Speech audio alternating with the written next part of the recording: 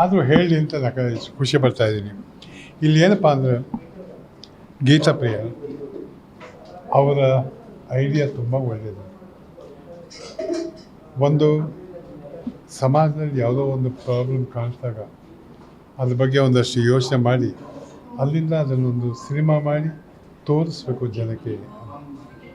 ಆ ಕಳಕಳಿ ತುಂಬ ಚೆನ್ನಾಗಿದೆ. ಅವ್ರ ಮೊದಲನೇ ಚಿತ್ರ ಅದೊಂದು ಭಾಳ ಚೆನ್ನಾಗಿ ಮಾಡಿದ್ರು ತಾಯವ್ವ. ಇದು ಅಷ್ಟೇ. ಬಹುಶಃ ಗೀತಾ ಅವ್ರಿಗೆ ಸಮಾಜದ ಪ್ರಾಬ್ಲಮ್ ಅಂತ ಅನಿಸುತ್ತೆ. ಅದರಲ್ಲೂ ಹೆಣ್ಣುಮಕ್ಕಳ ಪ್ರಾಬ್ಲಮ್ಮು ಅದು ಸ್ವಲ್ಪ ಅವ್ರಿಗೆ ತುಂಬ ಚೆನ್ನಾಗಿ ತಲೆಗೆ ಓಡುತ್ತೆ ಅಂತ ಕಾಣುತ್ತೆ.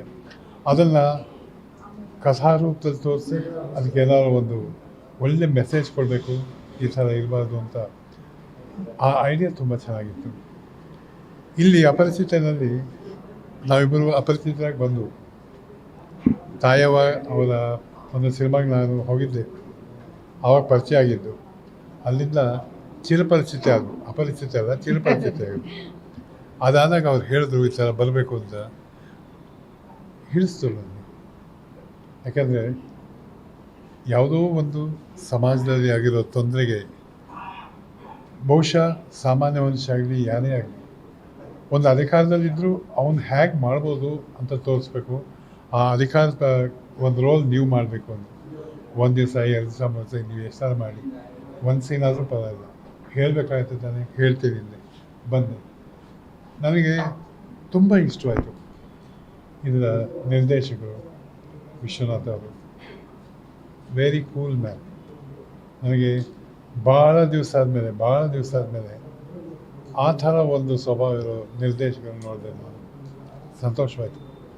ಯಾಕೆಂದರೆ ನಾವು ನೋಡಿದ ನಿರ್ದೇಶಕರೆಲ್ಲ ಅವ್ರು ಹೇಗಿರ್ತಾಯಿದ್ರು, ಏನಿರ್ತಾಯಿದ್ರು ಚೆನ್ನಾಗಿ ಗೊತ್ತು.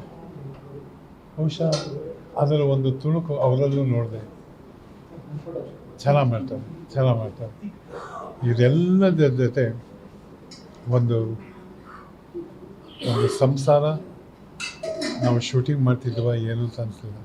ಒಂದು ಸಂಸಾರ ಕೂತ್ಕೊಂಡು ಏನೋ ಮಾತಾಡ್ತಾ ಇದ್ದಂಗೆ ಅದೇ ಅಟ್ಮಾಸ್ಫಿಯರ್ ಇತ್ತು ಸಿನಿಮಾ ಶೂಟಿಂಗ್ ಮಾಡಿದಾಗ. ತುಂಬ ಚೆನ್ನಾಗಿತ್ತು. ಬಹುಶಃ ಜನ ಇದನ್ನು ಇಷ್ಟಪಡಬೇಕು. ಅವ್ರು ಇಷ್ಟಪಟ್ಟು ಇನ್ನೂ ಇದೇ ಥರ ಸಿನಿಮಾಗಳು ಬೇಕಾದಷ್ಟು ಬರಲಿ ಅಂತ ಅವ್ರು ಆಸೆ ಪಡ್ತಾರೆ. ಅವ್ರ ಆಸೆಗೆ ತಕ್ಕಂಗೆ ಗೀತಾ ಅವರು ಸ್ಪಂದಿಸುವಂಥ ಮನಸ್ಸು ಇದೆ ಅವ್ರಿಗೆ. ಅದು ಅವ್ರಿಗೆ ಬರಲಿ, ಯಶಸ್ವಿಯಾಗಲಿ. ಚಿರಪರಿಚಿತರಾಗಿ ಜನಕ್ಕೆ ಚೆನ್ನಾಗಿ ಹೋಗಲಿ, ಆನಂದವಾಗಿರುತ್ತೆ.